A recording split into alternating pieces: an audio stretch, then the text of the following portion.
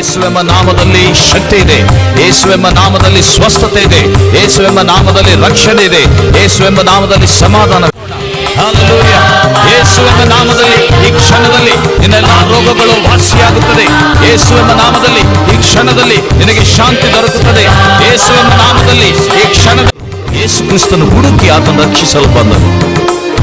ದೇವರ ವಾಕ್ಯ ಹೇಳುತ್ತದೆ, ಒಬ್ಬ ಮನುಷ್ಯನು ನೀತಿವಂತನಿಗೋಸ್ಕರವಾಗಿ ಪ್ರಾಣ ಕೊಡಬಹುದು, ಆದರೆ ದೇವರು ತನ್ನ ಪ್ರೀತಿಯನ್ನು ನಮಗೆ ಇದರಲ್ಲಿ ವ್ಯಕ್ತಪಡಿಸಿದ್ದಾನೆ.